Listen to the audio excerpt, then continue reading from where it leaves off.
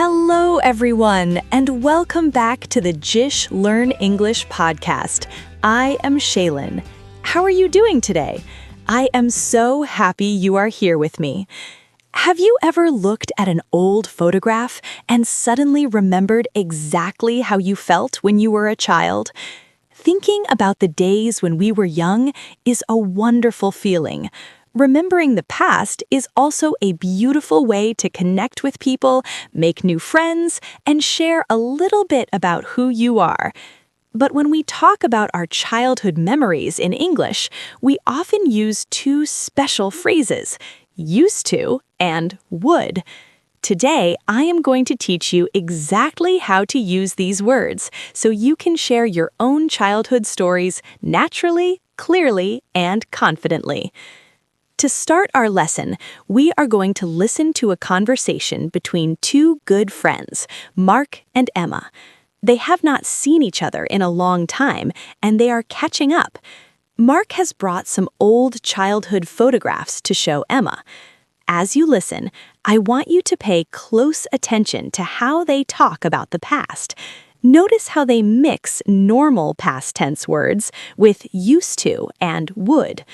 Relax. Listen carefully and enjoy their story. Hey, Emma, it is so good to see you. Look what I brought. My mom found these in the attic and sent them to me. Oh, wow, Mark. Let me see those. Oh my goodness, look at us. How old were we here? We used to be so tiny. I know, right? I think we were probably around 8 or 9 years old in that picture. I remember that summer so clearly. We lived right next door to each other back then. Yes, we did. That was the best time. We had so much free time. We really did. During the summer holidays, we would wake up so early, way before our parents were even awake. True. I loved those quiet mornings. We would just run outside in our pajamas and play make-believe for hours in your backyard. Exactly. We had that big wooden fence and we pretended it was a castle. Oh, and do you remember my dog, Buster? Of course I remember Buster. I used to be a little scared of him at first because he barked so much when I came over, but he was actually a really sweet dog. He was a gentle giant. Whenever we ran around the yard, he would chase us everywhere. He just wanted to play. He really did. Oh, look at your shirt in this next picture. It has chocolate ice cream all over it. Well, you know me. I had such a sweet tooth. Honestly, I still do. Me too. I remember my mom used to hide the chocolate chip cookies on the top shelf in our kitchen. She thought I couldn't reach them up there. Did it work? Did she stop you from eating them? Not at all. I always found a way. When she was in the other room, I would push a heavy wooden chair to the kitchen counter, and I would climb right up to grab a cookie. You were so sneaky. We used to get into so much trouble for things like that. Man, it is really nice to look back on those times. Life was so simple. It really was. We just hung out, rode our bikes, and laughed all day. I really miss those days.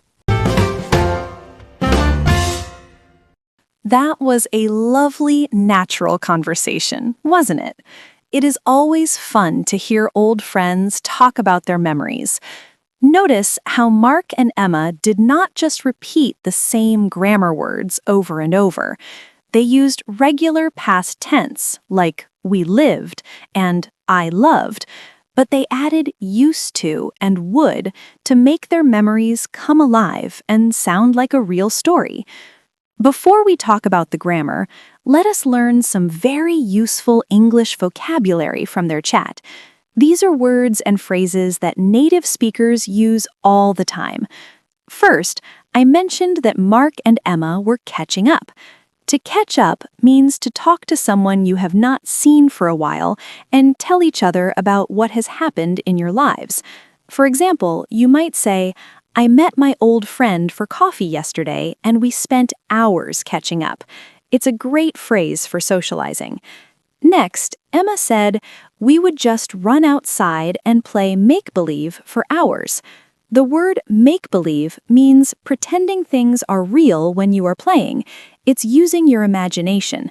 For example, children often play make-believe by pretending to be doctors, teachers, or superheroes. If you have children, or if you remember your own childhood, you probably know a lot about playing make-believe. During the conversation, Mark laughed and said, "I had such a sweet tooth."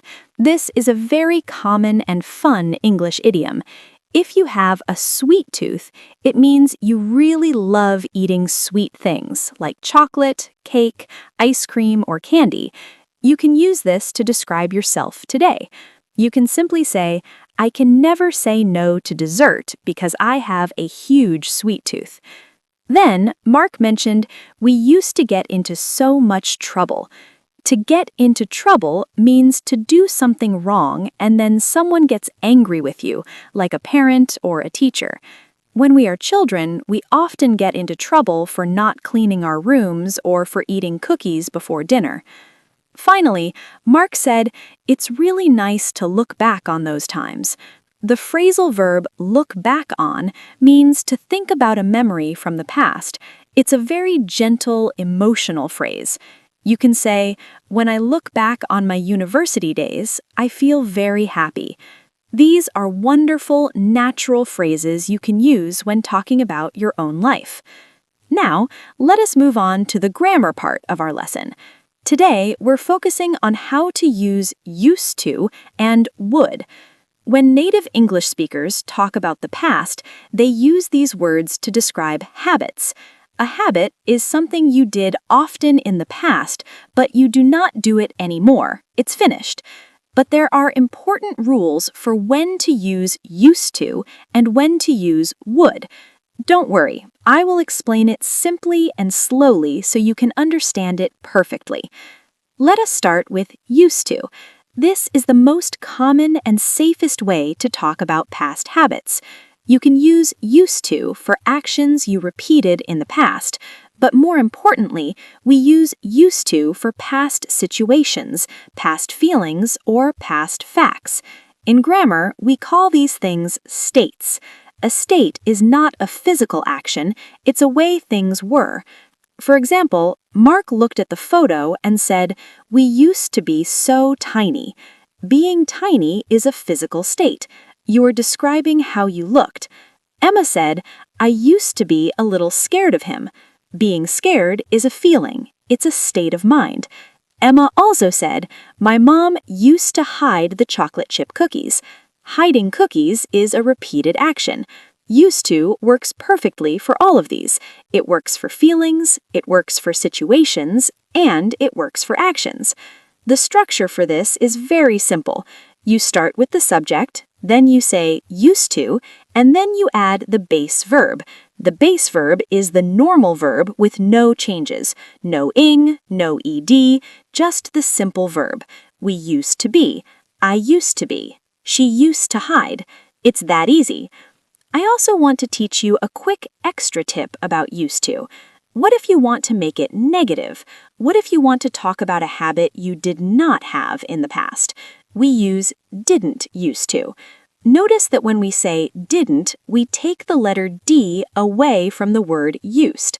So we write didn't used to.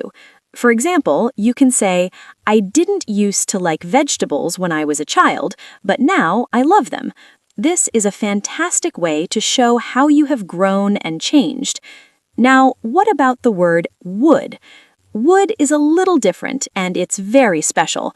We use would only for past actions and behaviors that we repeated many times. We absolutely do not use would for situations, feelings, or facts.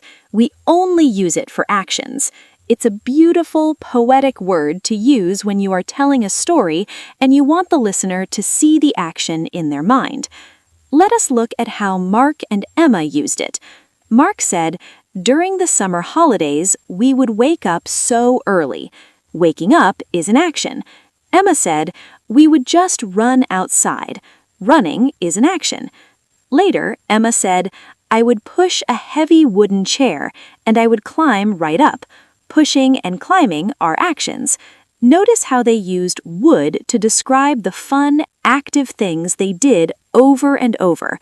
The structure for would is also very simple. You use the subject, then would, and then the base verb. We would wake up, we would run, I would push. There is no need to change the verb at all. Let me make this crystal clear for you because I know you can master this difference. If you are talking about a fact, a feeling, or where you lived in the past, you must use used to. You cannot say, I would live next door. That is completely incorrect in English. You must say, I used to live next door. You cannot say, I would be scared of the dark. You must say, I used to be scared of the dark, because being scared is a feeling, not an action. But if you are talking about an action you repeated, like playing a game, riding a bike, or hiding cookies, you can actually use either one. This is the great news. Emma said, my mom used to hide the cookies. She could also say, my mom would hide the cookies. Both are 100% correct because hiding is an action. So how do native speakers actually talk in day-to-day life? When we tell stories about our childhood, we often mix these words together. We usually start a story with used to give the background and set the scene. Then we switch to would to talk about the repeated actions. Let me give you a new example of a short story using this natural flow. Listen closely. When I was young, I used to live in a small house near the beach. I use used to here because living is a state. Every weekend, my brother and I would wake up at sunrise. I use would here because waking up is an action. We would run down to the water and we would look for beautiful seashells. Running and looking are actions, so would sounds very natural and makes it sound like a beautiful memory. This is exactly how you can structure your own stories. To summarize today's lesson, let us review the rules one more time. Remember that used to is your safe and easy choice for everything in the past that is a finished habit. It works for actions, feelings, and situations. You can use it for anything. Would is your special storytelling word. It's used only for repeated actions, mostly used to tell wonderful, active stories about your past habits. You cannot use would for feelings or situations. I am so proud of you for taking the time to learn this today. English grammar can sometimes feel a bit confusing, but with slow practice, it becomes completely natural. Now, it's your turn to practice what you have learned. I have a two-part question for you, and I would absolutely love to read your answers. I want you to practice both grammar points we learned today. First, what is something you used to be scared of as a child? Second, what is a game you would play outside with your friends? Take a moment, think about your childhood, and write your answers in the comments section below this video. Try to use a full sentence for each answer. For example, you can write, I used to be scared of thunderstorms, and my friends and I would play hide and seek in the park. Take your time, use the new structures, and remember that making mistakes is just a normal part of learning. Be proud of your English progress. If you enjoyed this lesson and found it helpful today, please give this video a like. It's a small click for you, but it means the world to me. Also, make sure to subscribe to the JISH Learn English podcast so you never miss a new lesson.